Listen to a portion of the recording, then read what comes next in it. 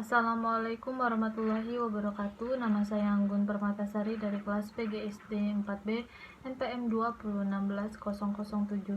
Di sini saya akan memaparkan materi kelas 4, 5, dan 6. Materi kelas 4 yaitu keanekaragaman suku, bangsa, dan budaya. Indonesia adalah salah satu negara kepulauan yang memiliki keberagaman adat, suku, budaya, dan agama.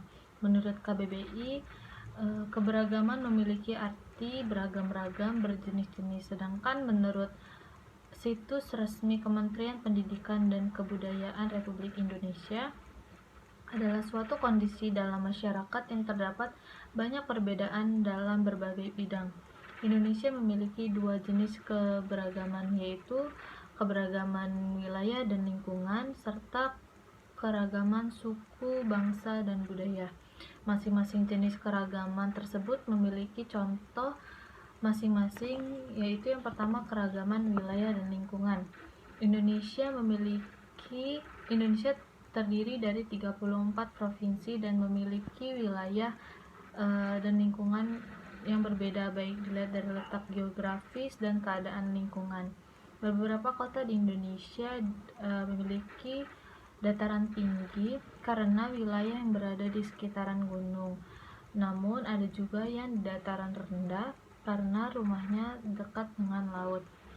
Kemudian yang kedua, keragaman suku, bangsa, dan budaya dapat dilihat dari beberapa aspek, yaitu tipe fisik, bahasa, adat istiadat, dan kesenian. Yang pertama, aspek fisik dibedakan dari warna kulit, rambut, dan penampilan fisik manusia.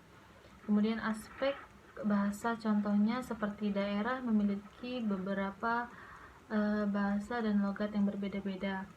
Aspek adat istiadat dapat dilihat dari perbedaan pakaian adat, rumah adat, dan acara perkawinan dan sebagainya. Aspek kesenian memiliki contoh yang berbeda, tarian dan alat musik dari setiap daerah.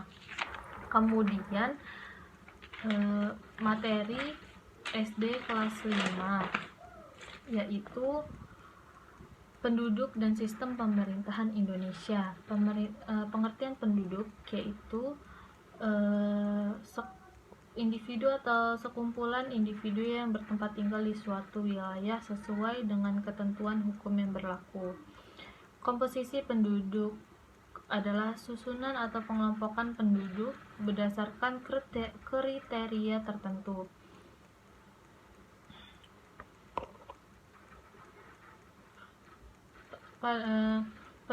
Pertumbuhan penduduk adalah pertumbuhan jumlah penduduk di suatu wilayah tertentu pada periode waktu tertentu dibandingkan dengan waktu sebelumnya. Perpindahan atau mobilitas penduduk adalah pergerakan perpindahan penduduk dari satu tempat ke tempat lainnya. Migrasi penduduk merupakan perpindahan penduduk dari satu tempat ke tempat lainnya dengan tujuan menetap.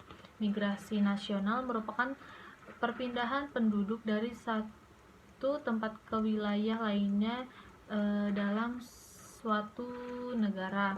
Migrasi internasional merupakan perpindahan penduduk dari satu negara ke negara lain.